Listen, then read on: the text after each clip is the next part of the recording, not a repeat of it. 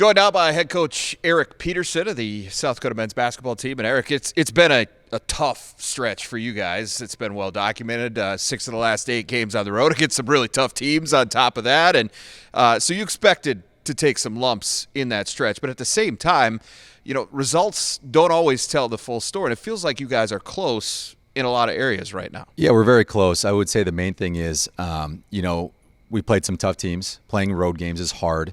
And then coming into those games, I thought we played well for the most part. Like 90% of the game you play well, and you have a 4-minute stretch where you don't play well, and that's the difference in the game. And if you look at those road games, honestly, that's been either the start or maybe to end the half is where we really struggled. If you look at numbers, the way they stand right now, turnovers is one thing that jumps off the page. Bottom of the Summit League in that category, almost 14 a game. And I know that's not a number you're comfortable with in the least.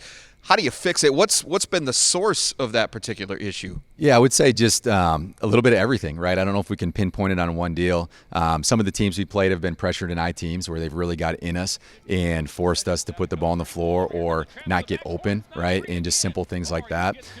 Some of it's just our chemistry, right? A lot of new guys playing together for the first time, just trying to figure each other out. But we definitely have to take care of the ball in a much better fashion to win games in the Summit League. We've talked defensively a lot, off camera about just where you guys stand in the league, and considering the struggles that you've had in terms of getting wins here of late, people might not understand just how close you are in terms of the defensive part of this game. Offensively, a lot of it's been there for you guys consistently, but the defensive part has come a little bit slower, which I think with a young team you probably expect. Yeah, offensively is surprising, right? We're about 10 points better than we were last year, so that part has been clicking for us. Defensively, number 2 in the league in 2-point field goal percentage defense, and number 1 in the league in guarding the 3, right? So we're close. Like I said, it's just been small stretches of each game that we just haven't played well, and that's been the difference in those games. But I'm excited because we haven't put it together yet, and we have so many new guys. When we put it together,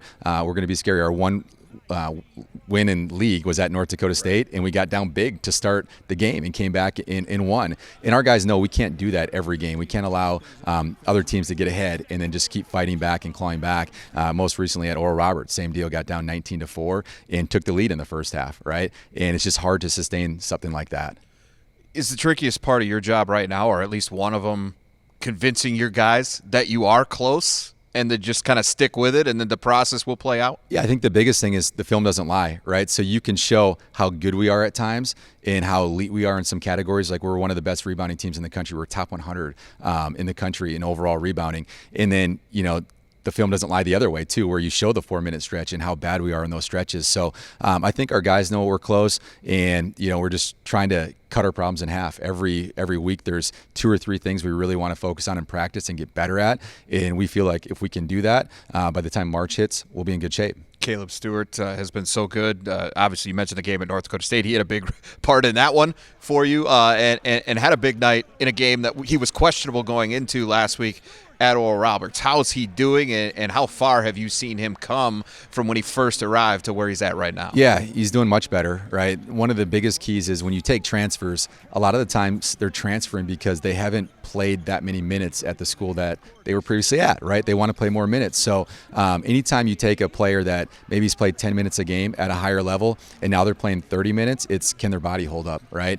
And so Caleb's been up and down a little bit with that, but he's healthy now, right? And he's progressed a lot. I mean, I think a lot of it's just confidence when you come from a higher level and not playing as much as you want to come down and get those minutes, right? And a lot of our stuff is around Caleb, right? He's a playmaking guard. He's one of our best defenders, and he's a guy that we're going to have to count on every single night to play well for us to have a chance. You want to build confidence in a team that's still trying to figure it out, and that is close. This is a good week to do it. You got 2 of the top teams in the Summit League coming to your place in St. Thomas and South Dakota State. It's a big week for USD. Huge week. St. Thomas is really, really good. I think going into conference play, they were ranked number 1 in our conference in the KenPom rankings. Part of it is they just have great culture, and they got guys that have been in their program for a little bit. and I think they really know who they are. And one thing that we try to tell ourselves is, guys, we can't beat ourselves. St. Thomas doesn't beat themselves. And then you got South Dakota State, which is a rivalry game, throw everything off, and just we got to figure it out, right? We did not play well against them here last year. We played really well at their place. We were up 3 with under 2 minutes left and couldn't pull it out. But our guys will be ready. It's time to play some home games and get back into the swing of things. And the good news is we'll have both of those games live on Midco Sports. So look forward to that. Good luck this week, and thanks for the time as always. Thanks, Jay. Go Yotes.